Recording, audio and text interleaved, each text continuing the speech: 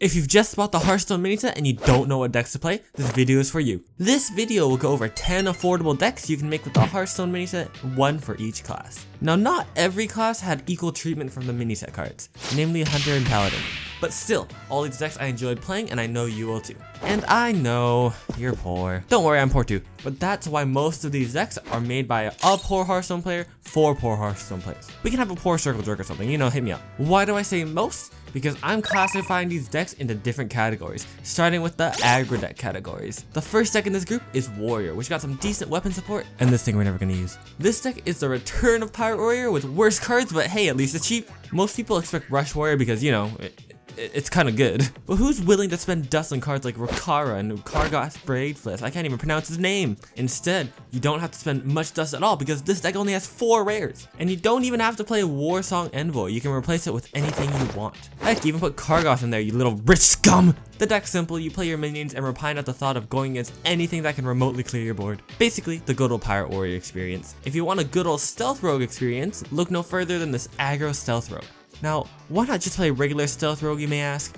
And I can't answer that because the only good card from the mini set was this one. So it looks like we're both mad, alright? Be aggressive, cast your secrets, put a calm in the deck because you randomly found him in your collection and you feel bad because you never saw play. It's an aggro deck, you know, you just play your cards till your hand is full and you hope you don't get board cleared. But maybe you like getting your board cleared and being able to draw cards after that. Then you should try this Warlock deck. Though it is a tiny bit more expensive with having more commons you needed to craft, at least there's only 4 rares for you to make. And if you still don't have that kind of dust, then play Arena or something, jeez man. If you want me to be completely honest here, the Warlock cards kinda sucked, and I blame a certain ticket person for that. But still, don't tell me I didn't try to put these cards in the deck because I did, and it sucked. If you want that classic Zoolock experience, then look no further, because this is literally just Zoolock but spicy. Play your minions, combo with Dark Glare, and don't draw 2 Nightshade Matrons in a row! Next up are the mid-range decks that could probably be better, but I don't have the dust to craft it category. We'll start off with this deck, which I honestly thought would suck, but it did surprisingly well. My original plan for a mage deck was to make a control frost mage,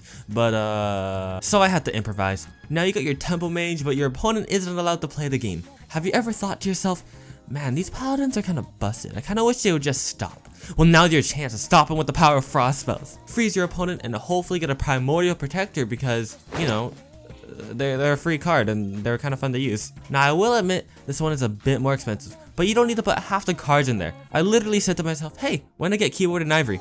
Oh, okay, whatever, that's going in my deck now. So you can do the same thing. But make sure the Trick Totem is in your deck because if you don't, you're making a mistake. In the mid-range decks that could probably be better, but I don't have the dust to craft it category, are 2 alterations of previous mid-range decks. First is Elemental Shaman, which got kind of swole with this expansion. I mean, look at these gains! If you've played Elemental Shaman before, then you can just insert these cards in there and you're good.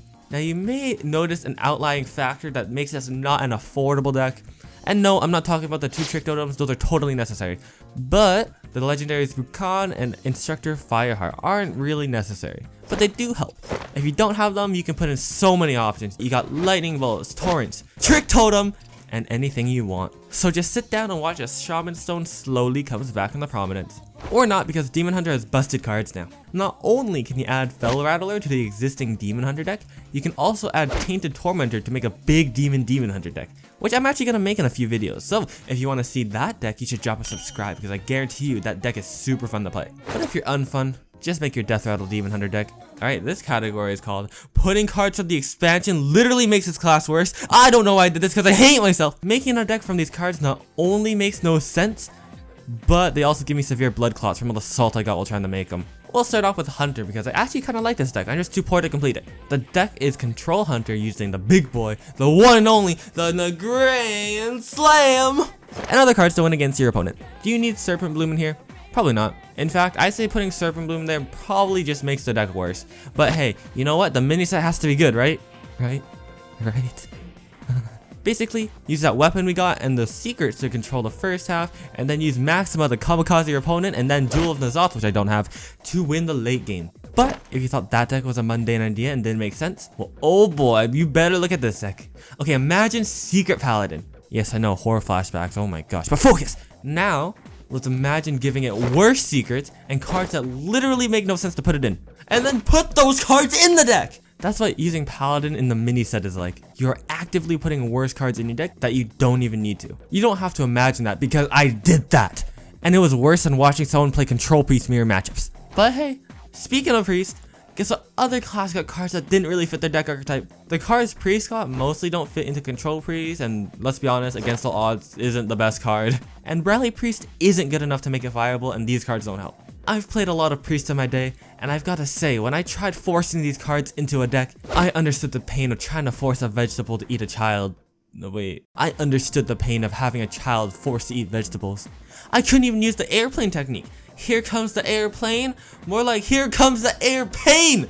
There are some affordable decks that you can make, and there are also some absolute garbage decks that you can make with the mini set. But if you don't want to see absolutely horrendous decks, you should check out this playlist right here. Because sure, some of these decks may be garbo, but at least they're fun garbo. And if you like the video, why not subscribe? Because there's lots of videos like this on my channel and more to come. Thanks for stopping by. I'll see you next time.